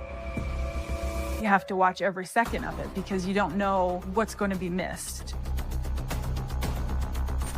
The video shows Jamie arriving home at 8:30 p.m. on New Year's Eve. The investigators don't see anything unusual in the footage after that, until several hours later. We had surveillance footage that showed a person arriving to her apartment complex at around 3:30 in the morning. About 2 minutes after that, you see him walk back and out the apartment complex. About a minute or two later, he reappears and comes back to the entry of the apartment complex, walks down the stairs to what is Jamie's apartment, and then is seen again an hour and 10 minutes later exiting the apartment complex. Investigators believe they are looking at Jamie's killer. He is the only person seen on surveillance during the window of time in which Jamie was murdered. It was like hitting a jackpot. You can't believe how lucky you are, how lucky that the cameras were recording, that the footage was still there, that it captured our suspect. But the video doesn't give the investigators a clear look at the man's face. Still, what they see leads them to believe this is possibly someone who Jamie knows. The suspect knocked on the door for a significant amount of time, received no response. He walked out, walked around the apartment complex, banged on her window, woke her up. He came back in and she let him in the house. It's highly unlikely that he's a stranger. When he arrived to Jamie's apartment, he was wearing basketball shorts, sneakers, and a sweatshirt. His appearance changed when he came out of Jamie's apartment sometime after 4:40 in the morning.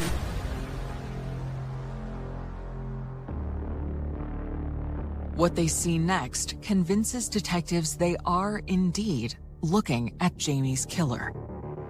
And you could read that this was a sweatshirt that said Peabody Energy on it. And it appeared to me that the sweatshirt was bloody. I'd go so far as to say blood-soaked. When you're looking at video and you see someone enter and when he exits he's blood-soaked, you start to key in on that.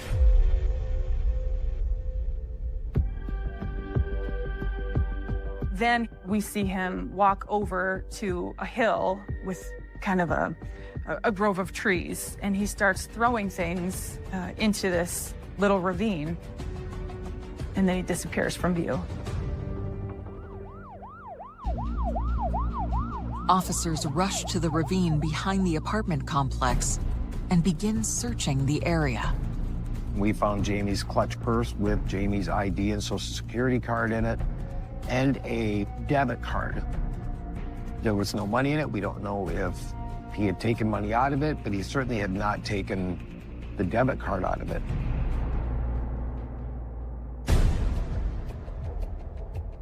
As they investigate, detectives also ponder potential motives for the vicious attack.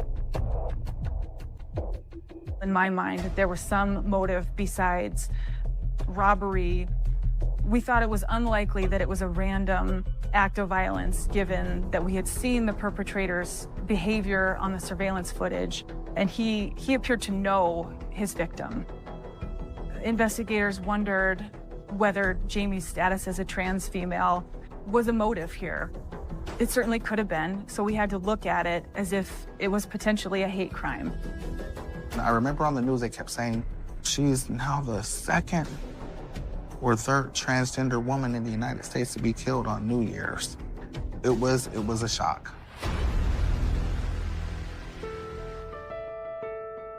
Searching for any evidence to support that possibility or point to a different motive for this murder, detectives begin a deep dive into Jamie's background. They quickly uncover some troubling information about her past. She battled addiction. She had had some run-ins with the criminal justice system. So she had a lot of struggles. She was battling through them and doing the best that she could.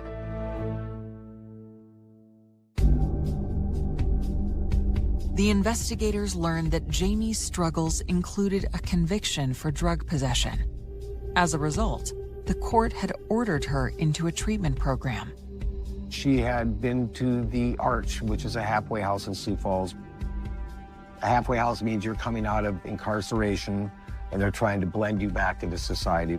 There's AA meetings, there's any number of things that are geared to get a person who's in that system back out into society.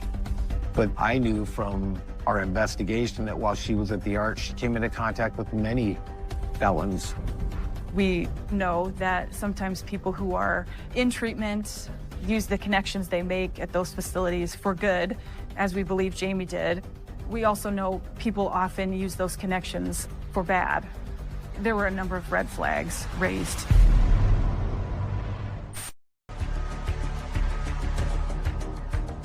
Homicide detectives wonder if someone Jamie Wounded Era met during her stay at a halfway house might have been involved in her murder. Looking for any connection, they examined the data from Jamie's missing cell phone, and they find something unexpected. We learned that 2 calls had been placed after the time the likely perpetrator had left Jamie's apartment. She had already been killed. So we knew it wasn't her using the phone. It had to be the killer. Law enforcement was able to determine that the first call was in this dial. We could see through the records. We got a hold of this gentleman who had nothing to do with the case. After the wrong number, the records show the second call from Jamie's phone came at around 5 a.m. on New Year's Day to a woman named Brianna White Butterfly. She told investigators the call had been placed to her from her boyfriend. She identified him by name, Joshua LeClaire. She indicated to law enforcement that she had been with him earlier in the night on New Year's Eve, and that he'd left at some point that night. They had argued, he was drunk, and he had left the house, and he did not have a phone. And she was wondering whose phone he was using to call her in the early morning hours. We learned Joshua LeClaire is a Native American man who was raised on the Pine Ridge Reservation and in Rapid City, South Dakota. He also had a conviction for first-degree burglary from 2011. He was sent to prison for that. He was released on parole in 2016, but absconded, meaning he disappeared, ceased communications with his parole officer, and had a warrant out for his arrest at the time Jamie died. Joshua LeClaire is now the prime suspect in Jamie's murder.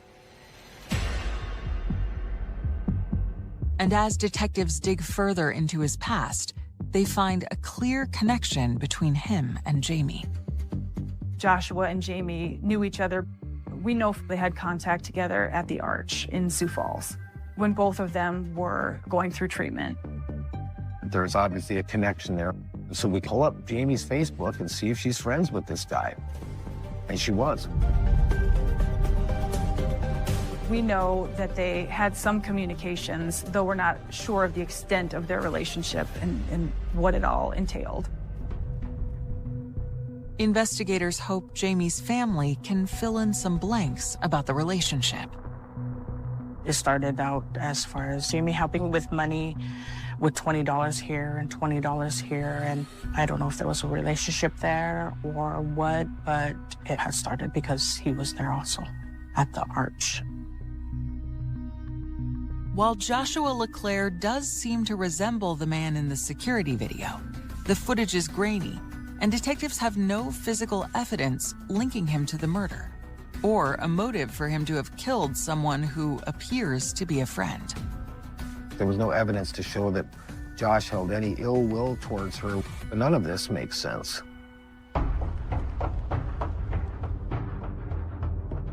The investigators are ready to confront Joshua to see if he can clear things up. We immediately put out what we call a BOLO, or be on the lookout, for Josh.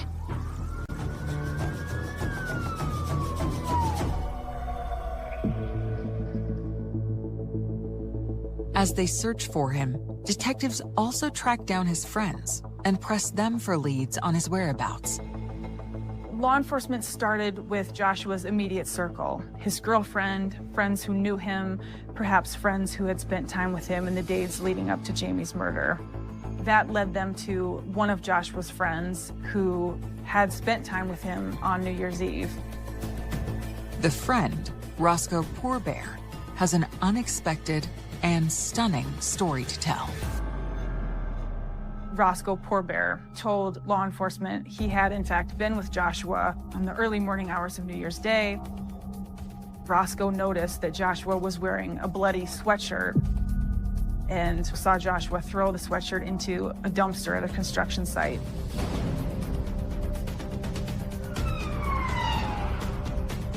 They were able to go to the construction site and they found the sweatshirt just where Roscoe said it would be.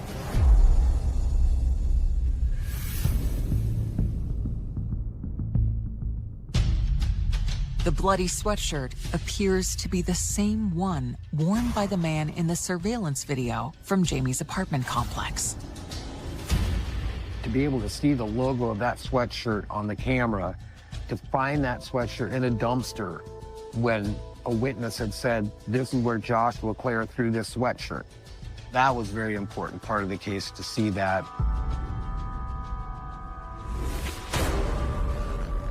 As they send the sweatshirt to the forensics lab for testing, police also send the search for Joshua LeClaire into high gear. At this point, efforts to locate Joshua are ramping up significantly, with statewide law enforcement to check all corners of the state for locations Joshua may possibly be. The concern was, has he fled? Anytime you have, especially a homicide suspect who's on the run, who's also on the run from parole, you still wonder what his mindset is. Is this an isolated incident? What's he capable of?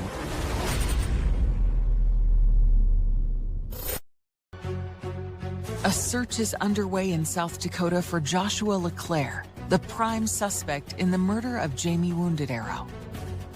He's been on the run for 2 days, and investigators have no leads to where he could be hiding. Until Sioux Falls police respond to a routine call for help.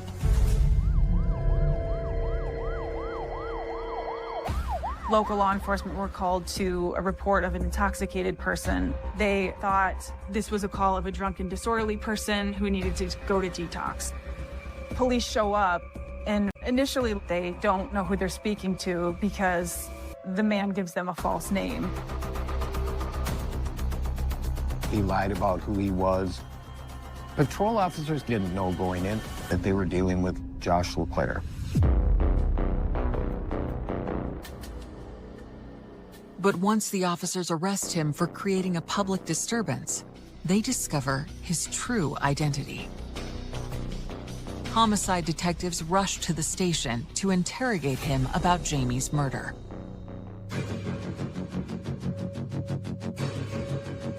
When Detective Bakke got Joshua into the interview room, he was intoxicated, and Detective Bakke knew that he had to buy himself some time. He offered Joshua coffee, offered him cigarettes in an effort to help him sober up. As soon as the detective sits down with his suspect, something catches his eye. Joshua had a significant laceration on his palm. We knew, based on the nature of Jamie's wounds, that the kitchen knife was the murder weapon. And Joshua LeClaire's injury was consistent with using a knife to stab another person. Detective Bakke smartly didn't mention it for a number of hours. It was there, he saw it, and he waited for the right opportunity to talk to Joshua about it. You come and confront him, there's going to be an immediate denial. It's human nature, and it's getting by that denial. It's working around that denial. and getting to the truth, that's what takes time. He didn't ever deny knowing Jamie. He didn't deny going to her apartment. He simply used the excuse that he was blackout drunk and could only remember bits and pieces of why he was there and what had happened during the interaction. But Detective Baki continues to press him harder and harder. We started to broach the fact that he was in the apartment and there was a fight. Joshua said that he and Jamie had argued over a pair of shoes, but Joshua's excuse didn't make sense. The brutality of her murder was not consistent with an argument over shoes. As I began to press a bit, Josh eventually did say that he got the cut on his hand from stabbing Jamie.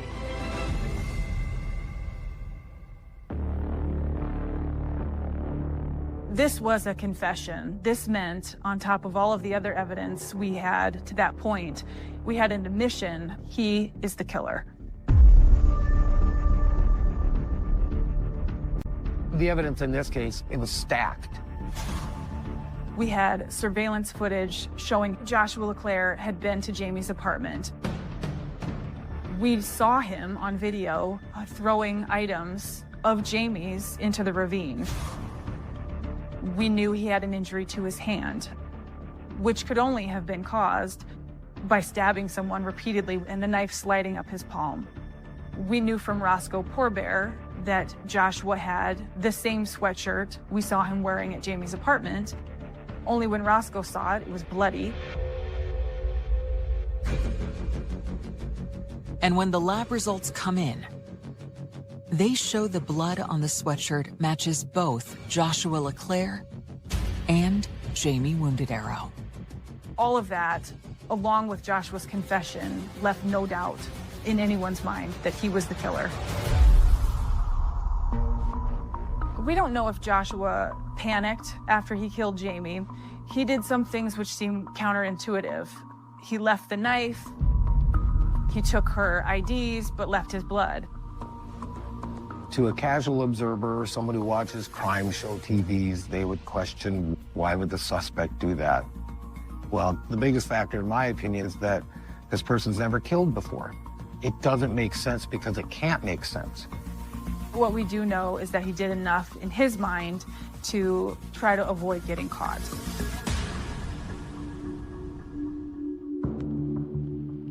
On January 8th, 2017, Sioux Falls police charged Joshua LeClaire with first-degree murder for the stabbing death of Jamie Wounded Arrow.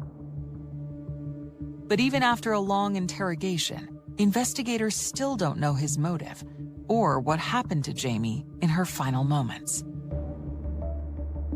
In regards to the transgender portion of this case and potential hate crime, it simply wasn't there.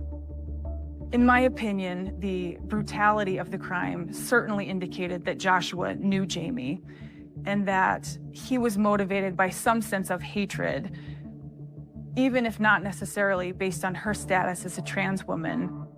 We don't know if he made advances toward her that were rejected or a drunken fight of some sort, an argument. Just the viciousness of the attack signaled to me that there was something deeper beyond just a casual acquaintanceship.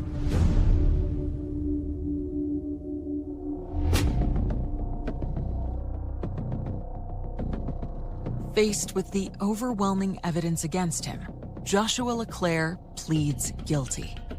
But before the court can hold a sentencing hearing, the confessed killer drops a bombshell. At his pre-sentencing interview, Joshua LeClaire gave information that changed everything.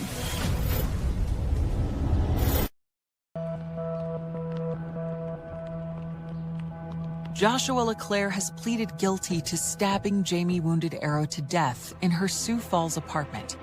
He's never said why he did it, but before he can be sentenced, he makes a stunning claim. He told the investigator that there had been a sexual advance made towards him and Jamie had grabbed a knife and he had defended himself.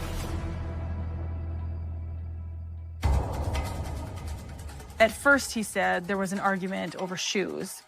It wasn't until his sentencing was looming that he said Jamie had made a sexual advance toward him, that he felt threatened by it, and he stabbed her in self-defense. It was offensive, frankly, to have Joshua try to shame Jamie in this way. There were no indications that she had made any advances toward him. I don't believe it to be true in any way, shape, or form. I believe that's a person who's at the end of the road and is about to be sentenced is going to say anything.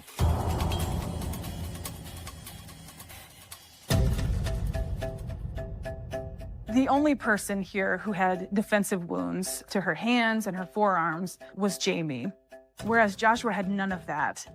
The only wound Joshua had was the injury to his palm, which was as a direct result of stabbing Jamie so many times. At this point, we felt Joshua LeClaire was kind of like an animal backed into a corner. It's not unusual for defendants to shame the victim before sentencing. At the same time, we had to wonder whether the sentencing judge would consider it as true.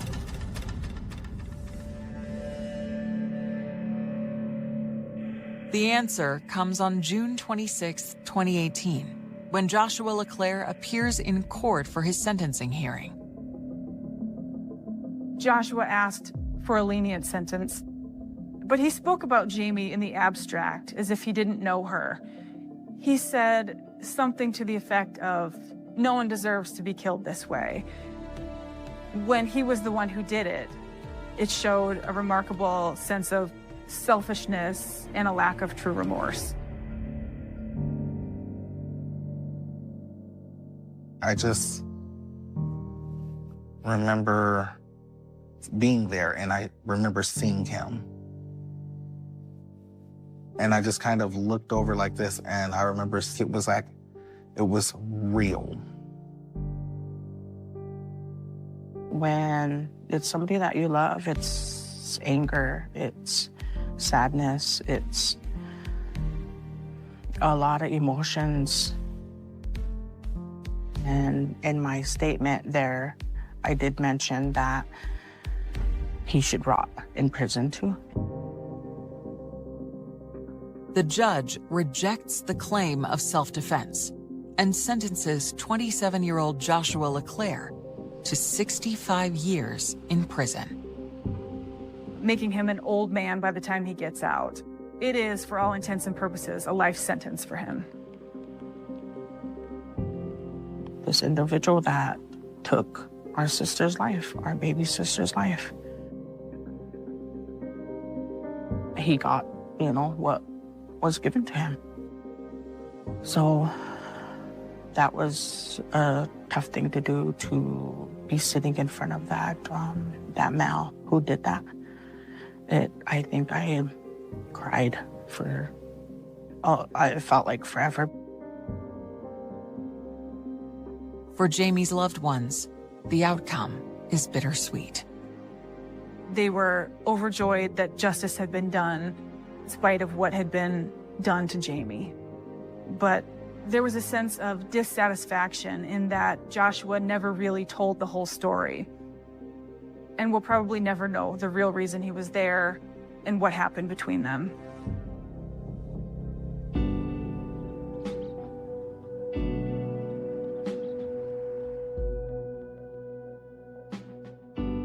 I really miss seeing how happy she was when she started accomplishing some of her goals. A sense of happiness. Yes, I did it.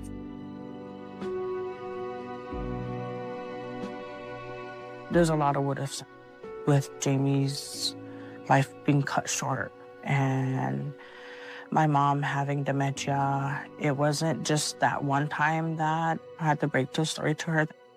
It was every